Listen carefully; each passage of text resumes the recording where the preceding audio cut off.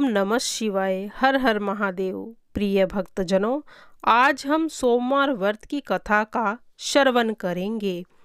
शास्त्रों के अनुसार सोमवार को भगवान शिव जी की पूजा अर्चना की जाती है और इस दिन व्रत करने से भगवान शिव और देवी पार्वती प्रसन्न होते हैं।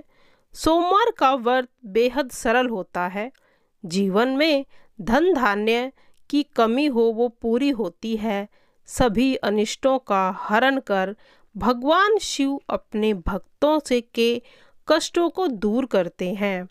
सोमवार व्रत नियमित रूप करने से भगवान शिव तथा देवी पार्वती की अनुकंपा बनी रहती है, जिससे पति पत्नी में वाद विवाद लड़ाई झगड़े नहीं होते और परिवार खुशहाल रहता है। काम में बरकत होती है और सभी कष्टों का नाश हो जाता है। तो पूजा विधि: सोमवार को ब्रह्म मुहूर्त में उठे, नहा धोकर स्नान करके गंगा जल पवित्र घर में छिड़क दे। घर में किसी पवित्र स्थान पर भगवान शिव की मूर्ति या चित्र को स्थापित कर ले और पूरी पूजन तैयारी कर ले। उसके बाद व्रत का नियम ले, संकल्प ले और फिर भगवान की, भोलेनाथ की जोत करें, पूजा पाठ करें और फिर कथा का श्रवण करें। तो सुनते हैं कथा। सोमवार व्रत कथा के अनुसार एक अमरपुर नगर में एक धनी व्यापारी रहता था। दूर दूर तक उसका व्यापार फैला हुआ था। नगर में उस व्यापारी का सभी लोग मान सम्मान करते थे। इतना सब कुछ होने पर भी वह व्यापारी अंतर मन से बहुत दुखी था, क्योंकि उस व्यापारी का कोई पुत्र नहीं था। दिन रात उसे एक ही चिंता सताती रहती थी। उसकी मृत्यु के बाद उसके इतने बड़े व्यापार और धन संपत्ति को कौन संभालेगा। पुत्र पाने की इच्छा से वह व्यापारी प्रति सोमवार भगवान शिव की व्रत पूजा किया करता था। सायंकाल को व्यापारी शिव मंदिर में जाकर भगवान शिव के सामने घी का दीपक जलाया करता था। उस व्यापारी की भक्ति देखकर एक दिन माता पार्वती ने भगवान शिव से कहा, हे प्राणनाथ, यह व्यापारी आपका सच्चा भक्त है। कितने दिनों से यह सोमवार का व्रत और पूजन नियमित रूप से कर रहा है। भगवान, आप इस व्यापारी की मनोकामना को अवश्य पूर्ण करिए। भगवान शिव ने मुस्कुराते हुए कहा, हे पार्वती, इस संसार में सबको उसके कर्म के अनुसार फल की प्राप्ति होती है। प्राणी जैसा कर्म करते हैं उन्हें वैसा ही फल प्राप्त होता है। इसके बावजूद पार्वती जी नहीं मानी। उन्होंने आग्रह करते हुए कहा, नहीं प्राणनाथ, आपको इस व्यापारी की इच्छा पूरी करनी ही पड़ेगी। यह आपका अनन्य भक्त है। प्रति सोमवार आपका विधिवत व्रत रखता है। पूजा अर्चना के बाद आपको भोग लगाकर एक समय भोजन ग्रहण करता है। आपको इसे पुत्र प्राप्ति का वरदान तो देना ही पड़ेगा। पार्वती का इतना आग्रह देख भगवान शिव ने कहा, तुम्हारे आग्रह पर मैं इस व्यापारी को पुत्र प्राप्ति का वरदान देता हूँ, लेकिन इसका पुत्र 16 वर्ष से अधिक जीवित नहीं रहेगा। उसी रात भगवान शिव ने स्वप्न में उस व्यापारी को दर्शन देकर उससे पुत्र प्राप्ति का वरदान दिया और उसके पुत्र के 16 वर्ष तक जीवित रहने की बात भी बताई। भगवान के वरदान से व्यापारी को बहुत खुशी हुई, तो लेकिन पुत्र की अल्प आयु की चिंता से उस खुशी को नष्ट कर दिया। व्यापारी पहले की तरह सोमवार का विधिवत व्रत करता रहा। कुछ महीने पश्चात उसके घर में अति सुंदर पुत्र की प्राप्ति हुई। पुत्र जन्म से व्यापारी के घर में खुशियां मनाई गई। बहुत धूमधाम से पुत्र जन्म का समारोह मनाया गया। व्यापारी को पुत्र जन्म की अधिक खुशी नहीं हुई, क्योंकि उसे पुत्र की अल्प आयु के रहस्य के बारे में जो पता था, यह रहस्य घर में किसी को मालूम नहीं था। विद्वान ब्राह्मणों ने उस पुत्र का नाम अमर रखा। जब अमर 12 वर्ष का हुआ तो शिक्षा के लिए उसे वाराणसी भेजने का निश्चय किया। व्यापारी ने अमर के मामा दीपचंद को बुलाया और कहा कि अमर को शिक्षा प्राप्त करने के लिए वाराणसी छोड़ाओ।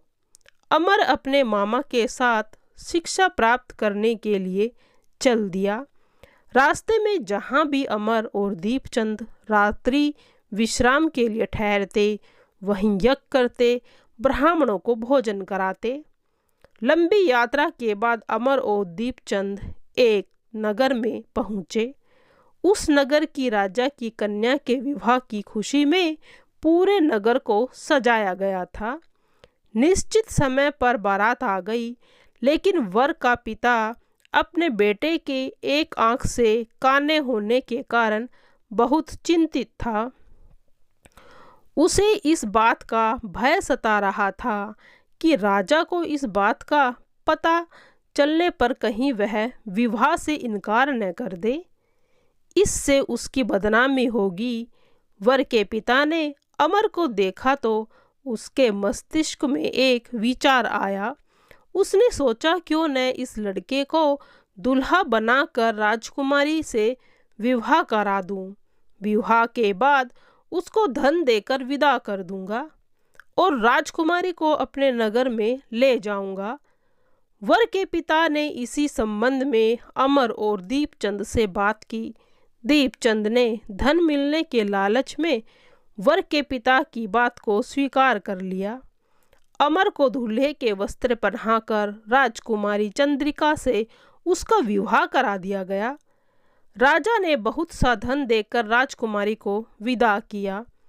अमर जब लौट रहा था तो सच नहीं छिपा सका और उसने राजकुमारी की ओढ़नी पर लिख दिया, राजकुमारी चंद्रिका, तुम्हारा विवाह तो मेरे साथ हुआ है। मैं तो वाराणसी में शिक्षा प्राप्त करने के लिए जा रहा हूँ। अब तुम्हें जिस नवयुवक की पत्नी बनना पड़ेगा वह कान्हा है। जब राजकुमारी ने अपनी ओढ़नी पर लिखा पाया पढ़ा हुआ तो कान्हा लड़के के साथ जाने से इनकार कर दिया। राजा ने सब बातें जानकर राजकुमारी को महल में ही रख लिया।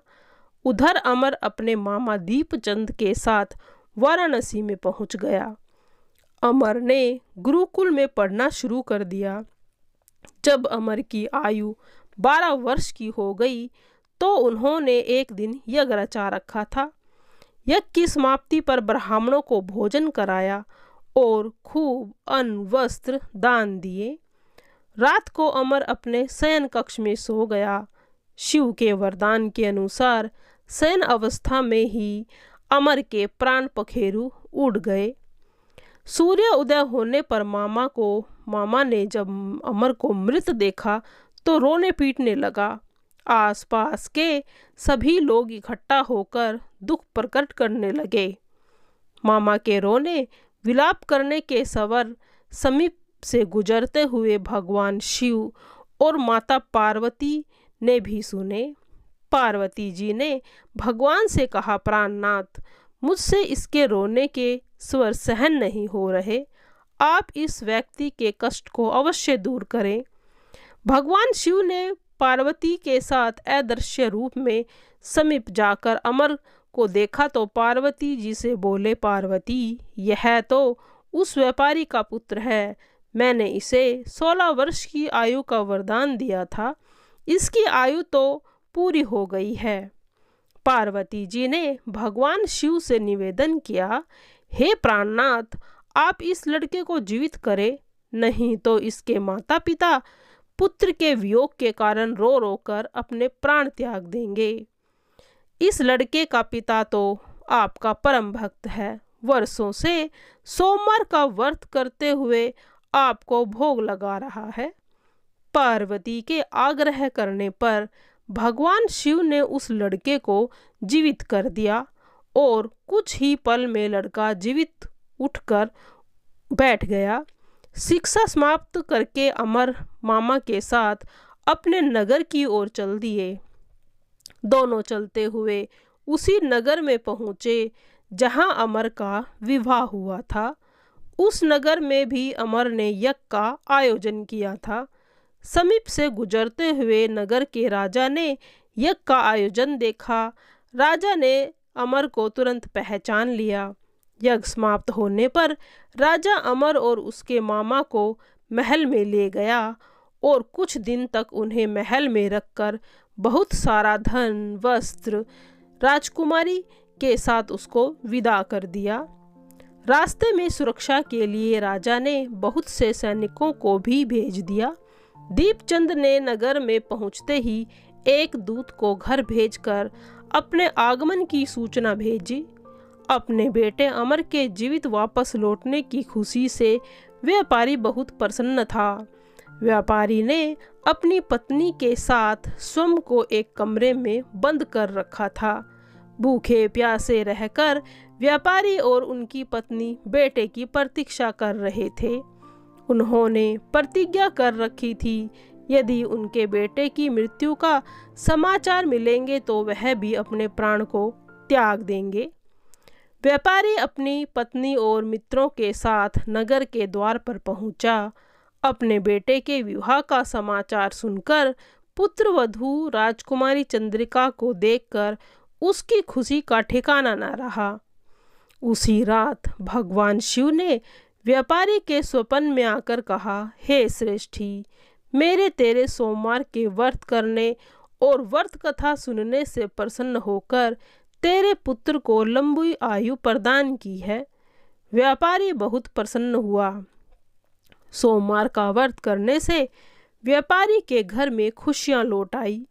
शास्त्रों में भी लिखा है, जो स्त्री पुरुष सोमवार का विधि व्रत करता है, कथा को सुनता है, भगवान शिव जी की कृपा उन पर बनी रहती है और उनकी सभी इच्छाएं पूरी होती है। भगवान शिव उन पर आने वाले हर कष्टों को हर लेते हैं और उन पर हमेशा अपनी कृपा दृष्टि बनाए रखते